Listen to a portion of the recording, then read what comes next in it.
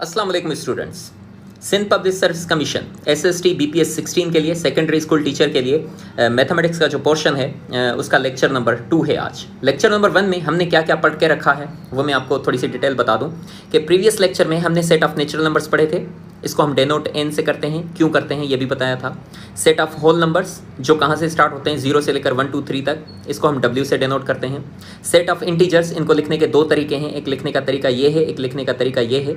Z से integers को क्यों डेनोट करते हैं, क्योंकि ये जर्मन वर्ड है। ये सारी डिटेल्स मैंने आपको प्रीवियस लेक्चर में दिखा दी है, बता दी है इवन। तो इंटीजर्स, और उसके बाद इवन नंबर्स कौन से होते हैं? इवन नंबर्स ये वाले होते हैं, पॉजिटिव भी होते हैं, नेगेटिव भी होते हैं, और जीरो भी इवन नंबर है।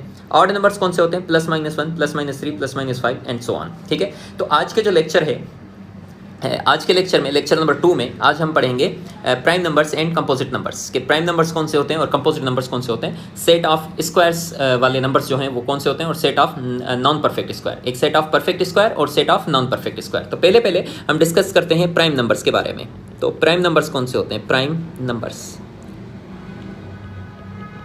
इनकी पहले हम डेफिनेशन लिखते हैं कि प्राइम नंबर्स हो कौन से सकते हैं, है ना। ऐसे नंबर्स जिनके दो फैक्टर्स हों। वैसे तो आपने डेफिनेशंस पढ़ी होगी जिन पर अपनी ही टेबल लगे और 1 की लगे, ये भी डेफिनेशन बिल्कुल सही है, लेकिन इसकी जो प्रॉपर डेफिनेशन है वो ये है कि अ नेचुरल नंबर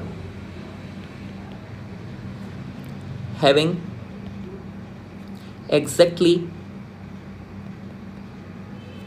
2 फैक्टर्स। ठीक है, ऐसा नेचुरल नंबर जिसके एग्जैक्टली 2 फैक्टर्स हों। कितने फैक्टर्स हों? 2 फैक्टर्स हों, तो फिर उसे हम क्या बोलते हैं? Prime number. जैसा कि नंबर्स कौन से हो सकते हैं, नंबर्स कौन से हो सकते हैं, तो इनको हम डेनोट करते हैं P से। क्यों? क्योंकि प्राइम नंबर है, P नंबर से डेनोट करते हैं। तो ऐसे नेचुरल नंबर्स कौन से हैं? एक नंबर है 2, एक नंबर है 3, एक नंबर है 5, एक नंबर है 7, एक नंबर है 11, एक नंबर है 13, एक नंबर है 17, एक नंबर है 19, 23 एंड सो ऑन। ये वाले ऐसे नंबर्स हैं जिनको अपनी ही टेबल लगती है और 1 की टेबल लगती है। मतलब इसके कितने फैक्टर्स हैं? इसके 2 फैक्टर्स हैं। There are 2 factors. कितने फैक्टर्स? 2 फैक्टर्स। अब 2 फैक्टर्स कौन से होंगे मैं लिख लेता हूँ यहाँ पर। 2 फैक्टर्स, नंबर 1 पहला तो क्या होगा? 1, ये तो हमेशा कॉमन होगा। Number 2 the number itself, number itself. For example इसको अगर मैं थोड़ा सा और डिफाइन करूं तो मैं ये लिखूंगा कि ये जो नंबर 2 है, 2 के कितने फैक्टर्स हो सकते हैं? एक 1 और एक क्या? 2। अगर हम 3 की बात करें तो 3 के कितने फैक्टर्स हैं? एक है 1 और एक है क्या? 3। अगर हम 5 की बात करें तो 5 के कितने फैक्टर्स हैं? 3 भी हो गया 5 के कितने फैक्टर्स हैं? 1 एंड 5।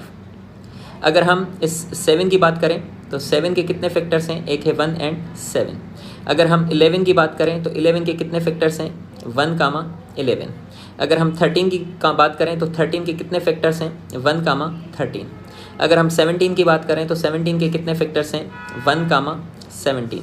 सिमिलरली अगर हम 19 की बात करें तो 19 के कितने फैक्टर्स हैं? 1 एंड 19। अगर हम 23 की बात करें तो 23 के कितने फैक्टर्स हैं? 1, 23।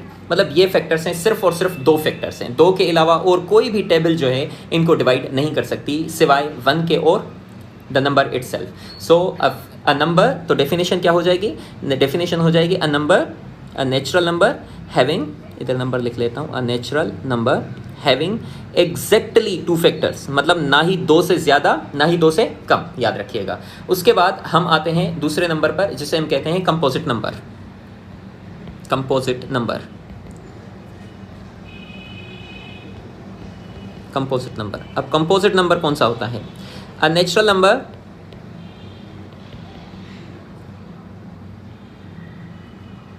a natural number having more than 2 factors।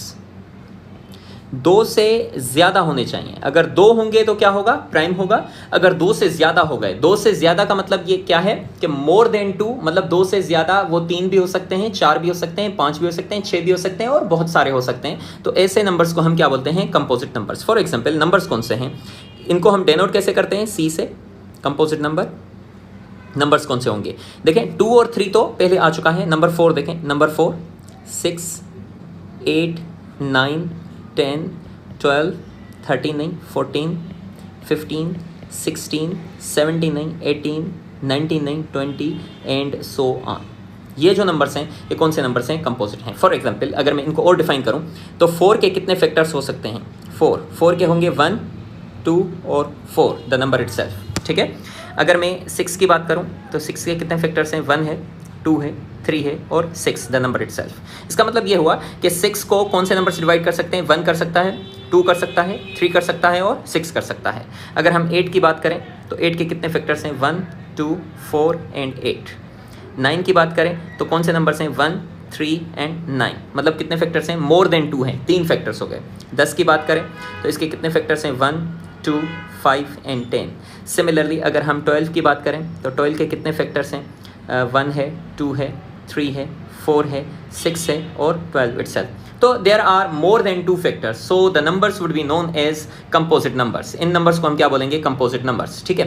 तो एक चीज़ आपको नोट करने की है, नोट करने की क्या है? वो ये है कि हम नेचुरल नंबर की बात कर रहे हैं, जिस भी डेफिनेशन में हमने लिखा है, हमने क्या लिखा है? Natural number. क्या लिखा है? नेचुरल नंबर, है ना। अगर हम कंपोजिट की प्राइम की बात करें तो वहाँ पर भी हमने क्या लिखा है? हमने लिखा है नेचुरल नंबर। तो नेचुरल नंबर का अगर मैं यहाँ पर सेट लिखूँ फिर वहाँ से आपको आइडिया हो जाएगा, और कुछ MCQs कैसे बनेंगे इन नंबर्स में से मैं आपको बता देता हूँ।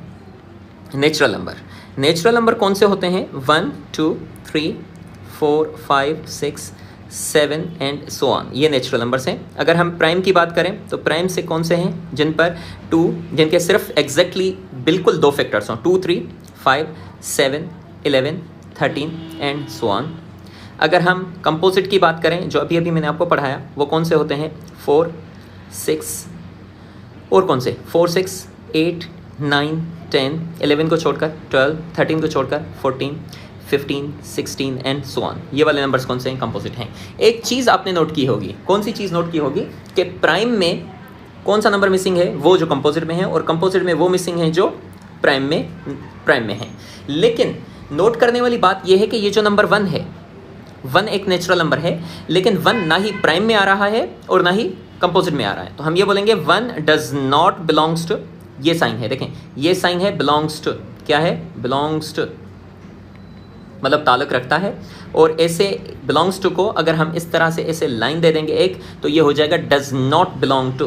क्या लिखेंगे? Does not belong to, does not belong to, ठीक है, सही है। तो इसका मतलब क्या हुआ? 1 does not belong to prime numbers and 1 does not belong to composite numbers. तो फिर 1 क्या है? तो हम 1 के लिए क्या लिखेंगे? नोट लिखेंगे, स्पेशल नोट होगा 1 के लिए। 1 के लिए क्या नोट होगा? कि 1 is neither prime nor composite number. याद रखिएगा, जो 1 है ना, वो ना ही प्राइम है और ना ही कंपोजिट है, बस ये याद रख लीजिएगा, है ना। तो 1 देखें, क्यों 1 प्राइम नहीं है, कंपोजिट नहीं है? क्योंकि 1 के कितने फैक्टर्स बनेंगे? अगर मैं 1 के फैक्टर्स बनाऊं तो सिर्फ एक ही बनेगा, है ना।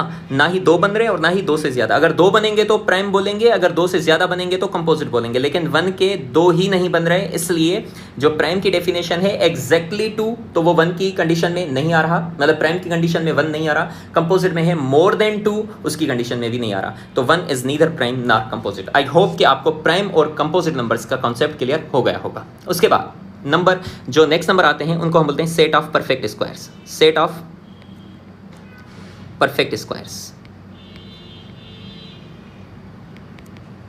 सेट ऑफ परफेक्ट स्क्वायर्स कौन से होते हैं? सेट ऑफ परफेक्ट स्क्वायर्स का नंबर मैं लिख लेता हूं, है ना। इसको डिनोट करने का तरीका कुछ भी नहीं है, बस इधर ही मैं लिख लेता हूं। सेट ऑफ परफेक्ट स्क्वायर्स कौन से होते हैं? ये देखिए, 0, 1, 4, 9, 16, 25, 36, 49, 64, 81, 100, ये आपको याद होने चाहिए। 121, 144, 169, 196, 225, ये होगा 256, 289, फिर होगा 324, 361, 400 एंड सो ऑन। ये नंबर्स आप याद कर लें, या ये नंबर्स याद करने का फ़ायदा आपको बहुत हो जाएगा। वो फ़ायदा क्या होगा मैं आगे वाले लेक्चर्स में आपको बताऊंगा कि कहीं पर बीच में अगर मैं आपसे पूछ लूँ कि 25 का स्क्वायर रूट क्या होता है तो आप डायरेक्टली बोलते हैं 5, या मैं बोलूँ कि 16 का स्क्वायर क्या है तो आप डायरेक्टली बोलते हैं कि 256, है ना। तो ये चीज़ें आपको याद होनी चाहिए। सेट ऑफ परफेक्ट स्क्वायर ये होते हैं। अब इनका फ़ायदा क्या है? इनका फ़ायदा ये है कि अगर ये वाले जो भी नंबर्स मैंने लिखे हैं, अगर ये मैं रेडिकल में लिखूंगा, जैसा कि रेडिकल 0, तो जवाब क्या होगा 0। अगर रेडिकल के अंदर ये वाला 1 लिखूंगा, क्या लिखूंगा 1, तो रिजल्ट क्या मिलेगा 1। अगर रेडिकल के अंदर ये नंबर 4 लिखूंगा तो क्या जवाब मिलेगा 2। रेडिकल के अंदर अगर मैं ये नंबर लिखूंगा 9, तो मुझे परफेक्ट एक नेचुरल नंबर या होल नंबर मिलता जाएगा, इंटीजर मिलता जाएगा, दैट इज़ 3। अगर मैं 16 लिखूं तो नंबर मुझे क्या मिलेगा 4। अगर मैं 25 लिखूं तो नंबर मुझे क्या मिलेगा, नंबर मिलेगा 5। अगर मैं 36 लिखूं तो क्या मिलेगा 6। अगर मैं 49 लिखूं तो क्या मिलेगा 7। 64 लिखूं तो क्या मिलेगा 8। 81 लिखूं तो क्या मिलेगा 9। अगर मैं 100 लिखूं तो क्या मिलेगा 10। तो पहले दिन पर तो आप ये तकरीबन 10 नंबर 11 नंबर आप याद कर लें, फिर 5-5 करके आप अगले लेक्चर तक याद कर लीजिएगा। लेकिन ये याद करना 20 तक ज़रूरी है, बहुत ज़रूरी है। ये आपकी कैलकुलेशन को बहुत अच्छा बनाएंगे, इसलिए आपको ये नंबर्स याद करना ज़रूरी है, ठीक है। ये होते हैं सेट ऑफ परफेक्ट स्क्वायर। क्यों इनको सेट ऑफ परफेक्ट स्क्वायर इसलिए बोलते हैं क्योंकि अगर ये स्क्वायर रूट मतलब ये रेडिकल के फॉर्म में अगर अंदर लिखे जाएंगे तो ये परफेक्ट नंबर आपको मिलेगा। तो इन नंबर्स को हम क्या बोलते हैं, set of perfect square. Next number क्या होते हैं, set of non perfect squares. अब देखिए set of non perfect squares कौन से होते हैं, set of non perfect square,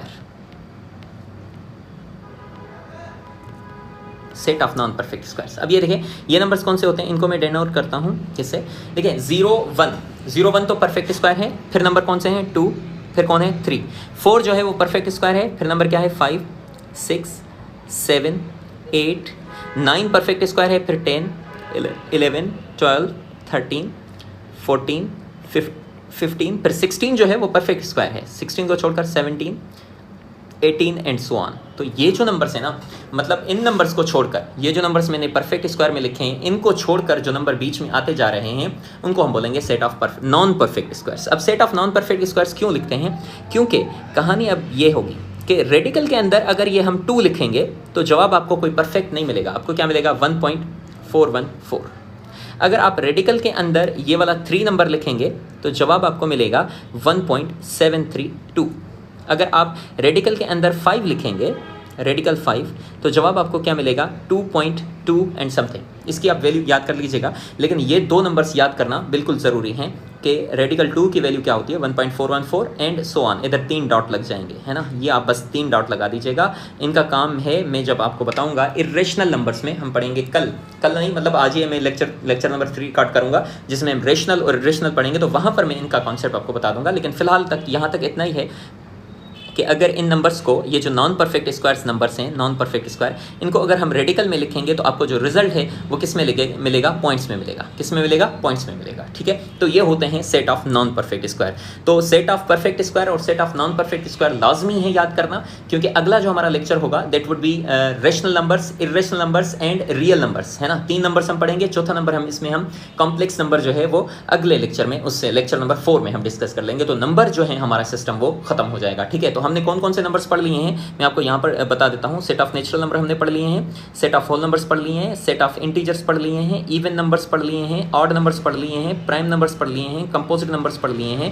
set of perfect square, अगर एसपी में बोल दूँ सेट ऑफ परफेक्ट स्क्वायर हमने पढ़ लिए हैं, और set of non perfect squares भी हमने पढ़ लिए हैं। नेक्स्ट नंबर जो हमारा होगा वो होगा क्या, सेट ऑफ रेशनल नंबर्स जिसको हम क्यू से डिनोट करते हैं, सेट ऑफ इरेशनल नंबर्स जिसको हम क्यू कॉम्प्लीमेंट से शो करते हैं, और उसके बाद हम पढ़ेंगे सेट ऑफ रियल नंबर्स। अगला लेक्चर जो उससे अगला हमारा लेक्चर होगा that would be on complex numbers जिसको हम ऐसे सी से ऐसे डिनोट करते हैं या जेड से ही डिनोट करते हैं, लेकिन बीच में ऐसे लाइन दे देते हैं। तो ये वाले लेक्चर्स हमारे नेक्स्ट 2 लेक्चर्स जरूर कर लीजिएगा। अगर आप ये कर लेते हैं तो फिर हमारे मैथमेटिक्स आगे पढ़ना बहुत आसानी होगी। जिन्होंने हमारा लेक्चर नंबर 1 नहीं देखा तो काइंडली वो हमारा लेक्चर नंबर 1 भी देख ले, ताकि हम मुझे पढ़ाने में आसानी हो और आपको समझने में आसानी हो, और आप इंशाल्लाह अच्छा ग्रेड करके आएंगे SST सेकेंडरी स्कूल टीचर में। ठीक है जी, मुझे इजाज़त दीजिएगा। अल्लाह हाफिज़।